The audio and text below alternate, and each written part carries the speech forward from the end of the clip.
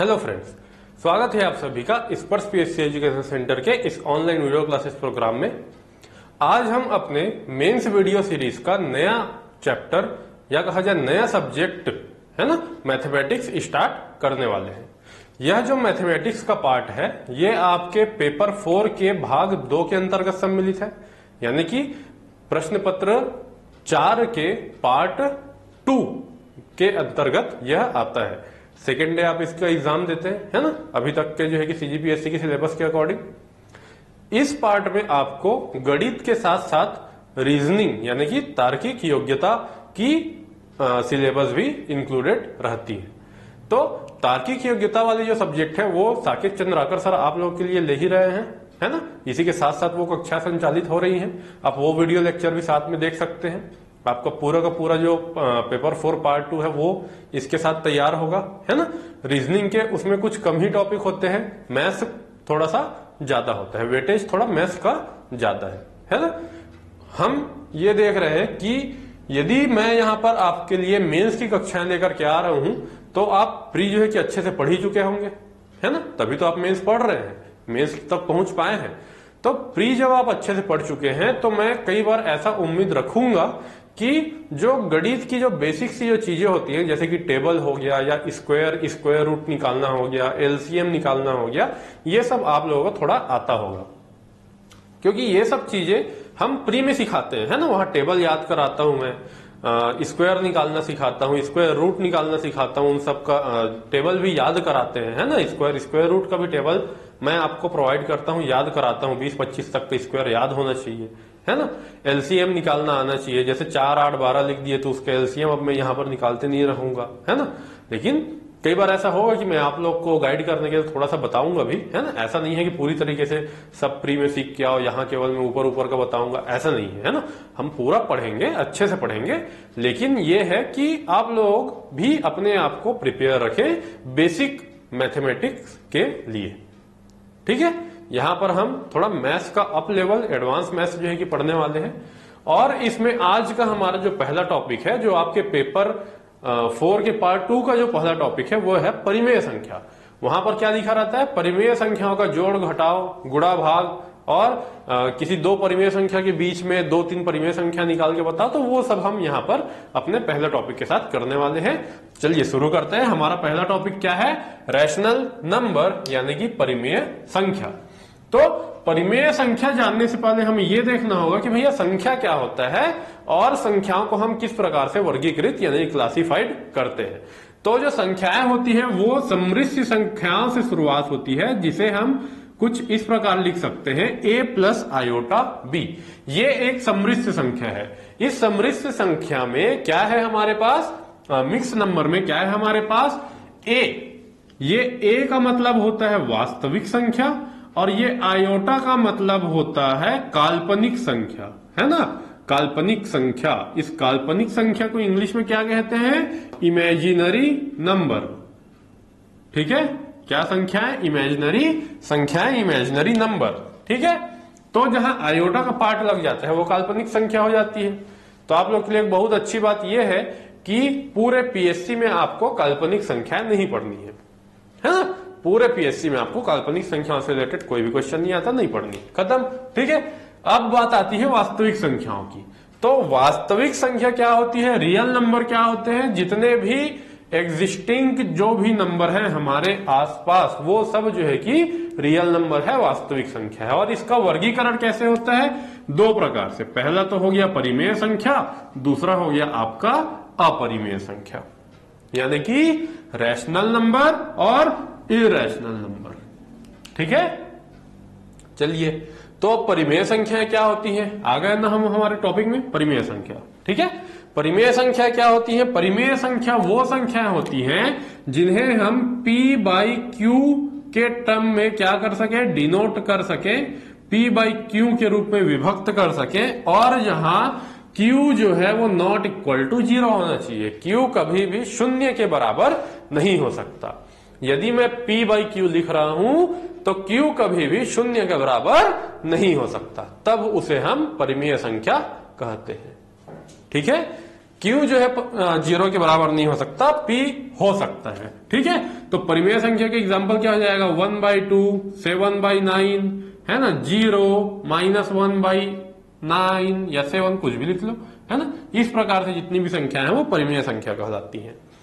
तो जब इसमें आपका 0 भी आ गया, निगेटिव भी आ गया, सब आ गया, यहां पर आप एक और एग्जांपल लिख लो जो है कि 3, है ना, ये भी आ गया, ये सब परिमेय संख्या है। 3 कैसे हो गई, क्योंकि 3/1 में लिखता हूं, 3 को मैं 3/1 भी लिख लेता हूं तो भी कोई चेंजेस नहीं होगा, इसलिए 3 जो है एक परिमेय संख्या है। अभी हम परिमेय संख्या क्लासिफिकेशन देखेंगे, उसके पहले देख लेते हैं अपरिमेय संख्या क्या होता है। अपरिमेय संख्या वो संख्या होती है जिन्हें P/Q के रूप में आप नहीं लिख सकते। ऐसी कौन सी संख्याएं हैं, जितने भी रूट वाली संख्याएं होती हैं, जैसे √2 हो गया, क्यूब रूट में 4 लिख लिए, √4 प्लस √5 लिख लिए, इस प्रकार से जो भी संख्याएं होंगी वो सभी इर्रेशनल नंबर, अपरिमेय संख्याएं कहलाएंगी। ठीक है, अब हम देखते हैं परिमेय संख्याओं का फर्दर क्लासिफिकेशन। इसमें आपको यह डाउट क्लियर हो जाएगा कि यहां पर निगेटिव भी आ रहा है, केवल 3 भी आ रहा है, 0 भी आ रहा है। ठीक है, क्योंकि मैं यदि परिमेय संख्याओं को जो है कि 3 पार्ट में तोड़ रहा हूं, इसका मतलब यह है कि इन तीनों के अंतर्गत जो भी आएगा वो सभी परिमेय संख्या होंगी कि नहीं होंगी, खुद सोचिए। यदि मैं पूर्णांक, पूर्ण और प्राकृतिक संख्याओं को परिमेय संख्या का वर्गीकरण बता रहा हूं, क्लासिफिकेशन बता रहा हूं, इसका मतलब यह है कि इन तीनों संख्याओं के अंतर्गत जो भी संख्या होंगी वो सभी परिमेय संख्या, रैशनल नंबर होंगी ही। ठीक है, तो चलिए हम देखते हैं पूर्णांक क्या होते हैं, है ना। पूर्णांक ऐसी संख्याएं जो निगेटिव इन्फिनिटी से लेकर के पॉजिटिव इन्फिनिटी तक एग्जिस्ट करती हैं, वो सभी संख्याएं पूर्णांक कहलाती हैं। जैसे कि मैं यहां माइनस का 999 लिख लूं, है ना, या फिर और एग्जांपल के तौर पे मैं -24 लिख लूं, 0 लिख लूं, 1 लिख लूं, 99 लिख लूं, 124 लिख लूं, ये सारी संख्याएं क्या है, पूर्णांक संख्याएं हैं। पूर्ण अंक जिसमें भी आपको नंबर दिखेगा वो सभी के सभी पूर्णांक हैं, इंटीजर्स हैं। ठीक है, निगेटिव इन्फिनिटी से लेकर के पॉजिटिव इन्फिनिटी तक सब जो है कि इंटीजर्स होते हैं। अब बात आती है कि सर होल नंबर क्या हुआ, क्योंकि ये तो कंप्लीट हो गया भाई, तो होल नंबर क्या है। तो भैया जहां निगेटिव को आप हटा देते हैं उसके बाद जो बचता है वो होल नंबर है। ठीक है, निगेटिव को हटाने के बाद में जो भी संख्या बचती है, अब केवल निगेटिव ना, 0 तो आएगा क्योंकि 0 निगेटिव के अंतर्गत नहीं आता। तो ये 0 है यानी कि 0 है, वहां से लेकर के पॉजिटिव इन्फिनिटी तक सारी संख्याएं होल नंबर यानी कि पूर्ण संख्याएं कहलाती हैं। ठीक है, अब बात आती है प्राकृतिक संख्या क्या है। तो इसमें एक चीज और हटा दो, आप क्या हटा दे, 0 को हटा दो। 0 यदि मैं हटा दूं क्या बचेगा, 1 2 3 4, इस प्रकार से पॉजिटिव इन्फिनिटी तक। ये हो गया नेचुरल नंबर। क्या देखा हमने, निगेटिव इन्फिनिटी से पॉजिटिव इन्फिनिटी तक सब कुछ जो है कि पूर्णांक कहला रहा है। अब यहां से निगेटिव इन्फिनिटी हटा दिया तो क्या बचा, 0 से लेकर के पॉजिटिव इन्फिनिटी, वो पूर्ण संख्या कहला रहा है, होल नंबर कहला रहा है। अब यहां से 0 भी हटा दिया तो जो बचा यानी कि 1 2 3 4, जितने भी काउंटिंग में जो नंबर यूज होते हैं, गणना में जो प्रयुक्त होती हैं, वो सभी जो नंबर्स हैं उसे हम नेचुरल नंबर, प्राकृतिक संख्या कहेंगे। तो अब आप देख रहे हैं कि यदि ये तीनों संख्याएं परिमेय संख्याओं का वर्गीकरण है तो क्या इसमें 0 इंक्लूड नहीं है, जी बिल्कुल है। तो 0 भी एक परिमेय संख्या हो गया, होगा ही होगा। अब यहां पर यदि इन दोनों संख्याओं के बीच में मैं देखूं 1 और 1/2 के बीच में कौन सी संख्या है, अभी हम नंबर लाइन देखेंगे तो उसमें देख लेंगे। जैसे यहां 0 है, 1 है, 2 है, तो 1 और 2 के बीच में क्या है, तो 1/2 होता है नहीं होता है, 3/2 भी होता है, 4/2 भी होता है। तो इस प्रकार से ये सारी संख्याएं हमारी परिमेय संख्या के अंतर्गत आती हैं। अभी मैं नंबर लाइन पढ़ाने वाला हूं आपको, क्योंकि दो परिमेय संख्याओं के बीच में परिमेय संख्या निकालने का जो कंसेप्ट है वो नंबर लाइन से ही आता है, हिंदी में संख्या रेखा। ठीक है, तो हम संख्या रेखा देखने वाले हैं। अब यहां पर बोलेंगे कि 0 के लिए एक और कंडीशन है ना, और एक चीज बता देता हूं, इसके अंतर्गत तो है ही है। यदि मैं 0 को 0/1 लिखता हूं तो ऐसा मैं लिख सकता हूं, लेकिन 1/0 नहीं लिख सकता। 1/0 इनडेफिनिट आ जाता है ना, उसे हम डिफाइन नहीं कर सकते। तो इसलिए मैंने ये कंडीशन बोला था Q not equal to 0। 2 number में परिभाषा पूछा जा सकता है, परिमेय संख्या को परिभाषित कीजिए। तो आप कहेंगे यदि P और Q, क्या बोला मैंने, यदि P और Q दो पूर्णांक हैं तो Q 0 के इक्वल नहीं होना चाहिए, तब हम P बाई Q के रूप में उन संख्याओं को विभक्त कर सकते हैं और उसे ही परिमेय संख्या कहते हैं। ठीक है, तो कोई भी दो संख्याएं P बाई Q जिसमें Q 0 के बराबर नहीं होगी, तब हम P बाई Q के रूप में जिस संख्या को विभक्त कर सकते हैं वह परिमेय संख्या कहलाता है। ठीक है, इस प्रकार से आप डिफाइन कर सकते हैं। When two integers P and Q are denoted as P by Q, where Q is not equal to 0 is known as rational number। ठीक है, ऐसे ही मैं साथ साथ जो है कि हिंदी और इंग्लिश दोनों बोलते हुए चलूंगा। दोनों मीडियम, जो भी मतलब मीडियम के बच्चे देख रहे हैं वो अपने हिसाब से इन चीजों को गौर करते चलेंगे। ठीक है, चलिए, तो अब हम इस क्लासिफिकेशन को अपने कॉपी में नोट डाउन कर चुके होंगे, है ना। यहां एक और चीज मैं बता देता हूं, डिनोशन। जैसे परिमेय संख्या को हम जो है कैपिटल Q से डिनोट करते हैं, इंटीजर्स को किससे डिनोट करते हैं, Z से डिनोट करते हैं, पूर्ण संख्या को हम W से डिनोट करते हैं और प्राकृतिक संख्याओं को N से डिनोट करते हैं। ये डिनोशन भी एक याद रखने वाली चीज है। परिमेय संख्या Q हो गया, पूर्णांक Z हो गया, होल नंबर पूर्ण संख्या W हो गया और प्राकृतिक संख्या N हो गया। ठीक है, ये इनका डिनोशन है भाई, यहां तक आप याद रखेंगे। अब हम बढ़ते हैं अपने संख्या रेखा की तरफ, दूसरा जो हमारा टॉपिक है ना। चलिए, तो अब हमारा जो नेक्स्ट कंसेप्ट जहां से आने वाला है वो है ये नंबर लाइन। ठीक है, अभी तो ये केवल लाइन दिख रहा है, अभी नंबर लिखेंगे तो नंबर लाइन हो जाएगा, संख्या रेखा हो जाएगा। केवल अभी क्या है, केवल रेखा है। अब यहां पर देखेंगे कि मैंने 3 रेखाएं खींची हैं। तीनों रेखा में क्या है, पहली वाली संख्या रेखा हम बनाने वाले हैं पूर्ण संख्याओं के लिए, दूसरी संख्या रेखा बनाने वाले हैं पूर्णांक के लिए, और फिर तीसरी हम बनाएंगे परिमेय संख्या यानी कि रैशनल नंबर्स के लिए। ठीक है, आप कॉपी में यदि आप नोट साथ साथ बनाते हुए चल रहे हैं तो उम्मीद करूंगा कि मेरे साथ साथ आप लिख रहे होंगे, या फिर यदि आप पीछे रह जाते हैं और स्क्रीन चेंज हो जाता है, वीडियो आगे बढ़ जाता है, तो वीडियो पॉज करें या बैकवर्ड कर लें, है ना, और फिर नोट्स बनाते हुए चले। ठीक है, तो अब हम देखने वाले हैं सबसे पहले पूर्ण संख्या, होल नंबर। अभी मैंने बताया था पूर्ण संख्या में क्या आती है, निगेटिव इंफिनिटी को हम छोड़ देते हैं, 0 से लेकर के पॉजिटिव इंफिनिटी तक। तो यदि यहां मैं डिनोट करना चाहूं, यह जो पॉइंट है वह 0 हो गया, तो यहां से 1 2, वो बोल कुछ दूसरा रहा हूं, लिख कुछ दूसरा, है ना, 1 2 3 4, इस प्रकार से हम यदि इंफिनिटी तक जाएंगे तो उसे हम क्या कहेंगे, पूर्ण संख्या की संख्या रेखा, नंबर लाइन। ठीक है, आप एक चीज गौर करेंगे कि यहां पर मैंने एरो नहीं दिया है। क्यों नहीं दिया है, क्योंकि ये स्टार्ट ही 0 से होता है। बाकी में देखो मैंने इधर भी एरो दिया है और इसके राइट साइड भी एरो दिया है।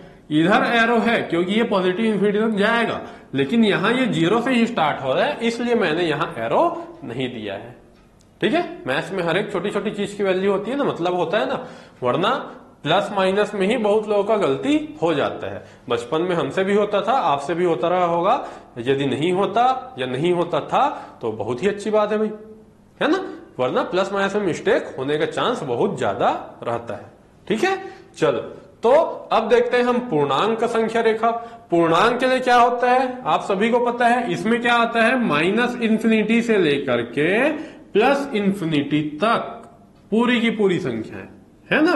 तो इसे हम क्या लिखेंगे, यदि मैं बीच में सेंटर में इसको 0 ले लूं तो इधर जो आएगा 1 2 3 4, है ना, और इस साइड जो भी आएगा क्या आएगा, -1 -2 -3 -4, इस प्रकार से माइनस इंफिनिटी, और इधर प्लस इंफिनिटी को हम क्या कहते हैं, अपना इंटीजर्स का नंबर लाइन।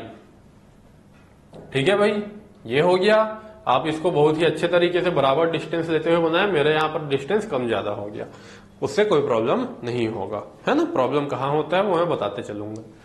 अब बात आती है किसकी, परिमेय संख्या यानी कि रैशनल नंबर। रैशनल नंबर के लिए भी हम सेंटर में 0 ले लेते हैं भाई, है ना, सेंटर में एक 0 ले लिए। अब यहां से हमें देखना है, ये भी जाता है प्लस के इंफिनिटी और इधर माइनस के इंफिनिटी तक। लेकिन परिमेय संख्या में जैसा कि मैंने बताया क्या होता है, P/Q, और यदि ऐसा ना हो तब भी वो बनेगा ना। कैसे बनेगा, इसको थोड़ा डिस्टेंस में मैं ले लेता हूं। ये हो जाता है यदि 1, ये हो जाता है मेरा 2, ये हो गया मेरा 3, ठीक है। वैसे ही इधर भी माइनस का 1, माइनस का 2 और माइनस का 3। यदि इस प्रकार में संख्या रेखा बनाऊं और इन संख्याओं के बीच में मुझे यदि परिमेय संख्या निकालनी पड़ जाती है तो उसे हम क्या कहेंगे, जैसे कि 1 और 2 के सेंटर में, 1 और 2 के सेंटर में मुझे एक परिमेय संख्या मिलती है 2 + 1 3/2। क्या मिलता है, 3/2, ठीक है। वैसे ही यहां एक संख्या मिलती है मुझे क्या, 1/2। यहां पर मुझे क्या मिल सकता है, 5/2, ठीक है। वैसे ही यहां निगेटिव में भी माइनस का 1/2, माइनस का 3/2, माइनस का 5/2। इस प्रकार से मैं परिमेय संख्या निकाल सकता हूं भाई। कैसे, 2 और 1 के बीच की जो संख्या होगी वो क्या होगी, 1.5 होगी ना। 1, उसके अंदर में 1.5, फिर 2, तो 1.5 को ही तो मैं जो है कि P/Q के रूप में 3/2 लिख सकता हूं। इसे ही मैं 1.5 बोलूंगा ना। 1/2 को ही मैं 0.5 बोलूंगा ना। इसे मैं 2.5 बोलूंगा ना भाई। वही चीज मैं पॉइंट में ना लिख करके परिमेय संख्या के रूप में P/Q के रूप में लिख रहा हूं, है ना। हम पढ़ने वाले हैं, क्या पढ़ने वाले हैं, दशमलव संख्याओं को भी भिन्न के रूप में परिवर्तित करना, है ना। कोई भी जो डेसिमल जो दिया रहेगा उसको फ्रैक्शन के रूप में जो है कि डिनोट करना, हम ये भी पढ़ने वाले हैं। वहीं से ये चीज आया है, ठीक है। उम्मीद करता हूं ये आप लोगों को समझ में आया होगा, क्योंकि अब जो अगला स्टेप हमारा होने वाला है वो यही है कि कोई 2 परिमेय संख्याओं के बीच में परिमेय संख्या निकालना, ठीक है। अभी देखो हमने 2 पूर्ण संख्या या इंटीजर्स के बीच में देखो परिमेय संख्या निकाल दिए, 1 और 2 के बीच में परिमेय संख्या निकाल दिए ना, 3/2। कैसा निकाला, 2 + 1/2 किए, 3/2 आया। क्या किया मैंने, 2 + 1 करेंगे 3 आएगा ना, और उसको 2 से डिवाइड कर देंगे, बन गया भाई हमारा इंटीजर। बताओ, बीच में आ गया ना। ऐसे ही करते हैं, ठीक है। चलिए काम करते हैं, पहले मैं आपको एक प्रमेय, एक थ्योरम डिराइव करके दिखा देता हूं कि ये सब कैसे आ रहा है, ठीक है। चलो थ्योरम देखते हैं। इसको मैं रफ कर रहा हूं, उम्मीद करता हूं नोट कर लिए होंगे। यदि नहीं तो वीडियो को पॉज कर लीजिए और नोट डाउन कर लीजिए। रिकॉर्डेड वीडियो लेक्चर्स का ये सबसे बड़ा फायदा होता है। यदि यही चीज लाइव चल रहा होता तो मेरा और आपका दोनों का यहाँ पर समय थोड़ा सा और लगता, जब तक कि आप नोट करते मैं बैठा रहता, है ना। ऐसा नहीं है, आप पॉज कर ले और लिख ले भाई, ठीक है। चलिए, तो मैं क्या बोल रहा हूं कि एक हम प्रमेय लिख लेते हैं, है ना। क्या लिख लेते हैं हम, एक प्रमेय। इसे ही इंग्लिश में क्या कहते हैं हम, थ्योरम, है ना।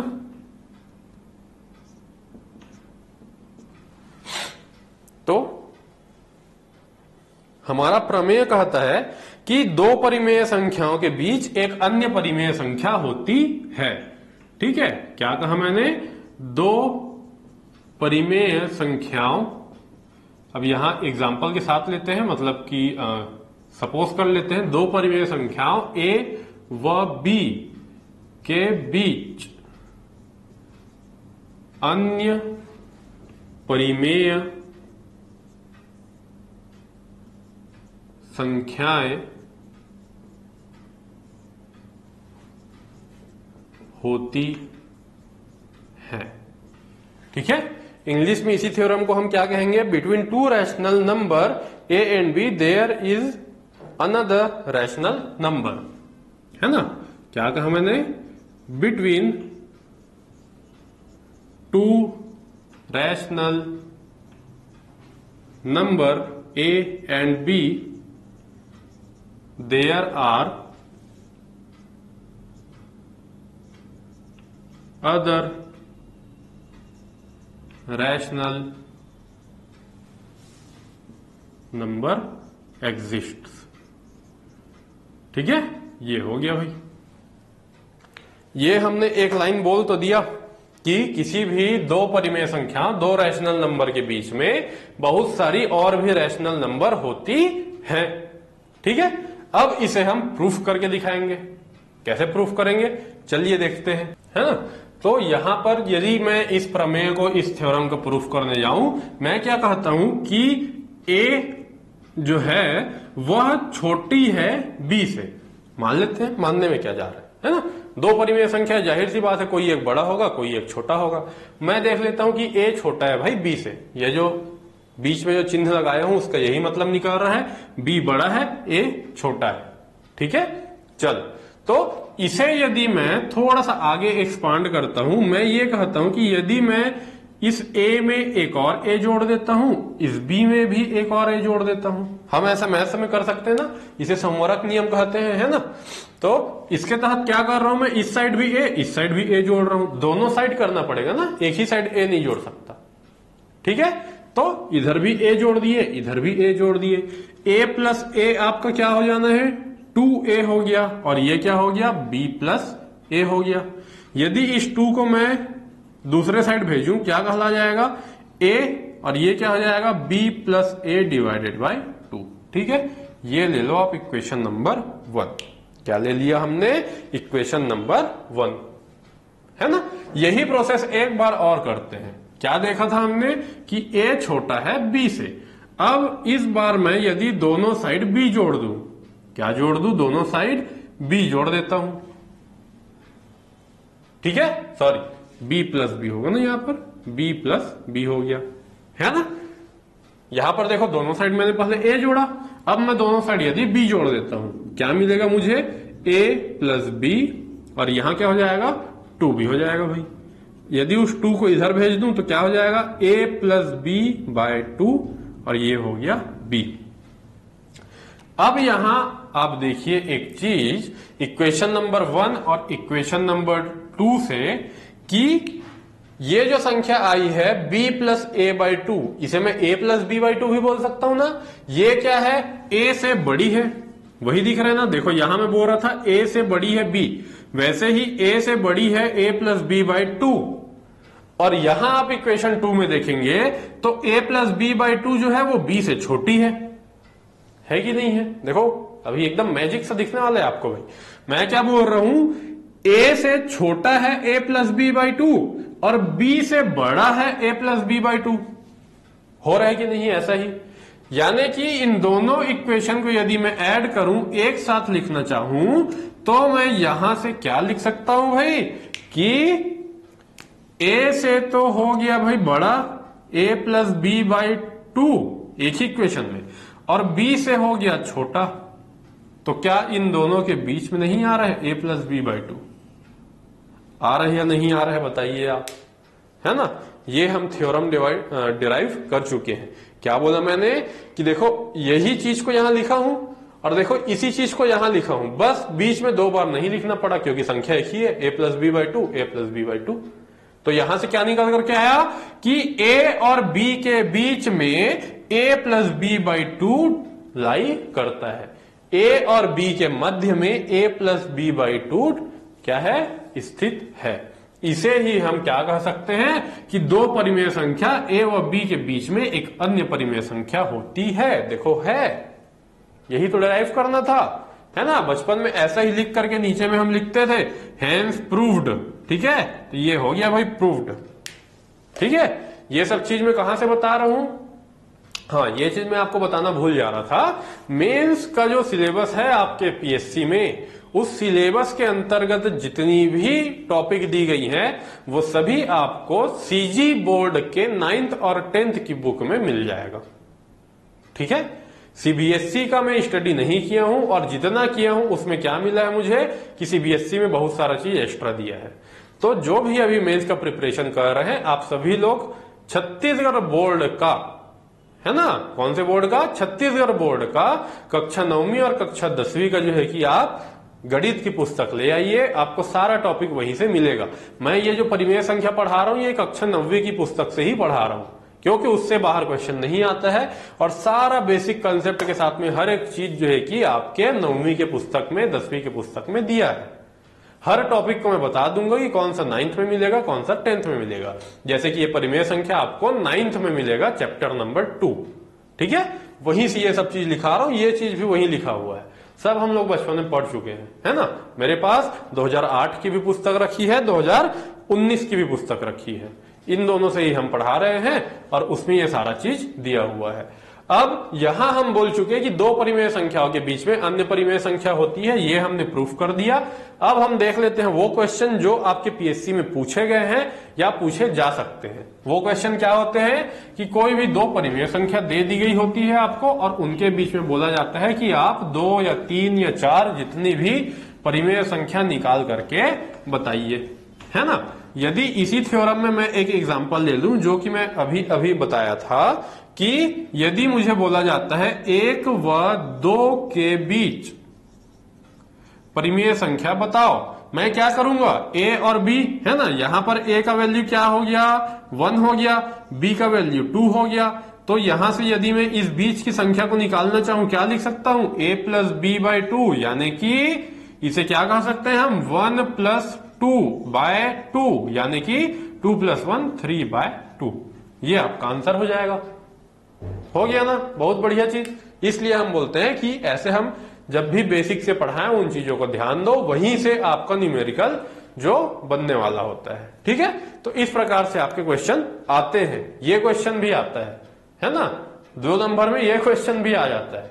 ठीक है, कोई भी संख्या रहती है, 3 व 4 के बीच बोल देंगे, क्या करेंगे आप, 4 3 7/2, 7/2 आंसर है। 2 नंबर में इतना ही पूछता है। ठीक है, चलो अब हम आते हैं किसमें, अपने एग्जाम्पल में। जो मैं अभी आपको बोल रहा था उसका एक एग्जाम्पल देख लेते हैं, है ना। एग्जाम्पल ऐसा है कि यदि मैं बोलूं क्या ले लें, 3 व 4 के मध्य 3 परिमेय संख्या ज्ञात कीजिए, है ना। कितनी परिमेय संख्या ज्ञात करने बोला जा रहा है, 3 परिमेय संख्या, है ना। क्या बोल रहे हैं हम, find out 3 rational number between 3 and 4। ठीक है, चलो ये क्वेश्चन आप लोग कॉपी नोट डाउन कर लीजिए, अभी सॉल्यूशन आपको करके बता रहे हैं हम। ये हो गया आपका प्रश्न, क्या दिया है, 3 व 4 के मध्य 3 परिमेय संख्या ज्ञात कीजिए। ठीक है, अब ऐसी यदि आपको संख्या दी गई है तो मैं ये बोल रहा हूं कि 3 के बाद में 3 संख्या आएगी, फिर 4 आएगा, है ना। 3 के बाद में 3 संख्या आएगी, क्या आएगा, a1 आ जाएगा, a2 आ जाएगा, a3 आ जाएगा, फिर जो है कि 4 आ जाएगा, है ना। समझ में आ रही है फॉर्मेटिंग। ये फॉर्मेटिंग क्यों किया मैंने, अभी यही a1 a2 a3 तो निकालना है। 3 परिमेय संख्या बोला गया है ना, तो 3 लिख लिया मैं, a1 a2 a3। a मेरे मर्जी से है ना, आप x लिख सकते हैं, p लिख सकते हैं, q लिख सकते हैं, जो चाहे लिख सकते हैं, लेकिन शुरुआत 3 से और अंत 4 से ही होना चाहिए। अब यहां पर मैं देख रहा हूं कि यदि ये 5 संख्याएं बन रही, कितनी बन रही है, 1 2 3 4 और 5, है ना। 5 संख्याएं बन रही हैं, तो बीच में है a2, बीच में क्या लिखा है, a2 लिखा है, तो सबसे पहले a2 निकलेगा। ठीक है, ये चीज आप जो है कि एग्जाम में मतलब अपने आंसर शीट में नहीं लिखेंगे, कैसे लिखेंगे वो मैं अभी आपको बता रहा हूं, है ना। हम लिखेंगे कि माना, यानी कि लेट a1 a2 a3 3 परिमेय संख्याएं हैं, है ना। इसे ही इंग्लिश में हम कैसे लिखेंगे कि late a1 a2 a3 are 3 rational numbers. ठीक है, देन यानी कि अतः a2 is equal to 3 + 4/2 is equal to 7/2, A2 तो निकल गया। अब A2 मैंने पहले क्यों निकाला, क्योंकि यहां से आप देख पा रहे हैं कि A2 जो है वो इन 5 संख्याओं के सेंटर में है। क्या है, A2 जो है वो इन 5 संख्याओं के सेंटर में। 5 संख्या कैसे, 1 2 3 4 और 5 संख्या है तो A2 इनके सेंटर में हुआ ना। बस अब जो सेंटर में है उसे ही तो हम दोनों लास्ट को डिवाइड करके निकाल सकते हैं। हमने फॉर्मूला तो वही देखा है, जो बीच में होगा उसे a plus B divided by 2 करेंगे, बाकी के लिए क्या करेंगे अभी बताऊंगा। लेकिन ये हो गया A2 हमारा 4 प्लस 3 डिवाइडेड बाई 2 यानी कि 7/2। ठीक है, वो जो फॉर्मूला हमने निकाला है a plus B divided by 2 वो किसी भी दो संख्या के बीच का है। यदि मैं A2 का मान है ना, A2 का जो मान है वो यहां रख देता हूं 7/2, रख दिया ना, अभी निकाले हमने। तो यदि ये 7/2 है तो अब A1 क्या होगा, ये जो A2 है उसमें 3 को ऐड करेंगे और डिवाइडेड बाई 2 करेंगे भाई, तो हमको A1 निकल जाएगा, है ना। A1 इज इक्वल टू क्या हो जाएगा हमारा 7/2 प्लस 3 डिवाइडेड बाई 2। होगा या नहीं होगा, क्योंकि दो संख्या के बीच वाली संख्या निकालने के लिए तो हमारे पास फॉर्मूला है ना, सबको एक साथ थोड़ी निकाल सकते, नहीं कर सकते। तो अब देखो हम ये 7/2 और 3 को क्या करेंगे 2 से डिवाइड करेंगे तो A1 निकल जाएगा। वैसे ही 7/2 और 4 को डिवाइड करेंगे तो A3 निकल जाएगा। ठीक है, चलिए तो हम यदि इस प्रकार से इसे सॉल्व करते हैं, क्या कहेंगे यहां से दोनों में एलसीएम ले लेंगे 2 भाई, है ना, और 2 ऊपर चले जाएगा। इसे ही यदि मैं इजी वे में लिखूं, मैं 1/2 लिख सकता हूं और फिर 7/2 प्लस 3 कर सकता हूं। ठीक है, ये देखने में आपको ज्यादा अच्छा दिख रहा होगा। अब इसके नीचे आप देखिए 1/2 तो ऐसा ही रहेगा, 7/2 प्लस 3 करना है। 2 को हमने ले लिया है एलसीएम, क्या ले लिया है 2 को एलसीएम ले लिया। अब क्या हो जाएगा 7 प्लस 6 हो जाएगा, है ना, यहां आ जाएगा 7, यहां हो गया 2 का 2, 3 2 जा 6, कितना निकल कर आया 7 और 6 13/4। ये हो गया आपका A1, है ना। चलो हमको अपना दो परिमेय संख्या मिल गया, पहला मिल गया हमारा 7/2, दूसरा मिल गया हमारा 13/4। अब देखते हैं तीसरा परिमेय संख्या। तीसरा परिमेय संख्या कौन सा, A3, है ना। ऐसे ही लिखेंगे आप मेंस में, बिल्कुल एक एक स्टेप सॉल्व करते हुए। A3 को हम क्या लिख सकते हैं, ये 7/2 प्लस 4, है ना, 7/2 प्लस 4/2। यहीं से फिर से मैं वैसे ही सॉल्व कर लेता हूं, क्या लिखूंगा 7/2 प्लस 4, अगला स्टेप क्या हो जाएगा 1/2 हो गया, यहां से 2 का एलसीएम लिए 7 प्लस 8, 8 और 7 कितना हो जाएगा भाई 15 हो जाएगा, है ना। तो 15/4 ये है आपका A3, सब में A3 लिख लेंगे ऐसा। ठीक है, तो आपका A3 भी निकल गया कितना 15/4। तो अब आप एक फॉर्मेटिंग कर लीजिए भाई अपने दिमाग में कि इस प्रकार से आपको लिखना रहेगा, है ना, इस प्रकार से मेंस में आपको लिखना रहेगा। और उसके बाद में जो लास्ट में आपको आंसर लिखना है तो आप आंसर इसी फॉर्मेट में लिखेंगे। क्या लिखेंगे भाई अपना आंसर, आप लिखेंगे यहां पर 3, उससे बड़ा है कौन सा A1 यानी कि 13/4, उससे बड़ा है 7/2, उससे भी बड़ा है 15/4 और उसके बाद में 4। ठीक है दोस्तों, यहां तक आप लोग को कोई भी डाउट नहीं होना चाहिए भाई। ठीक है, चलो ये हो गया आपका आंसर। इसके किनारे में आप लिख दीजिए एक छोटा सा, ये आपका अभिष्ट उत्तर है, आंसर है। ठीक है, चलो ये हो गया एक क्वेश्चन सॉल्व। ऐसा ही प्रश्न आता है आपके मेंस में, है ना। एक और प्रश्न कर लेते हैं, ठीक है, एक और प्रश्न कर लेते हैं जो आया हुआ है। कब आया है 2016 के पेपर में आया था, है ना। या एक काम करते हैं, जो आप लोग के पास जो क्वेश्चन है ना, क्वेश्चन पेपर तो आप लोग सभी रखे होंगे लास्ट ईयर मेंस का। यदि आपके पास क्वेश्चन पेपर है तो वहां से आप जो भी प्रश्न आए हुए हैं, जो भी टॉपिक में पढ़ाऊंगा उससे रिलेटेड, वो सब आप घर में प्रैक्टिस करेंगे। उसको फिर आप जब बना लेंगे तो फोटो क्लिक कीजिएगा और मुझे सेंड कीजिएगा, है ना। इंस्टीट्यूट के नंबर पे आप सेंड करेंगे, अभी जो नंबर डिस्प्ले हो रहा है यहाँ पर उस नंबर पे आप सेंड कर देंगे, मैं उसे चेक करके आपको बताऊंगा वापस, है ना। ये ज्यादा अच्छा होगा क्योंकि नए क्वेश्चन मैं यहाँ आपको कराता हूं और जो प्रीवियस ईयर क्वेश्चन है वो आप सॉल्व करेंगे और मुझ तक पहुंचाएंगे, तो मैं वो कॉपी आपकी चेक कर लूंगा, ठीक है। ये प्रोसेस हम सभी के लिए रखेंगे, है ना।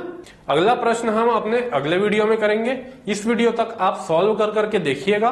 अगला जो परिमेय संख्या की बीच की परिमेय संख्या निकालनी है वो अगले वीडियो में करेंगे। उसके बाद फिर उनका गुणा भाग वगैरह कर लेंगे और दशमलव भिन्न का परिमेय परिवर्तन, इतना ही है, ठीक है।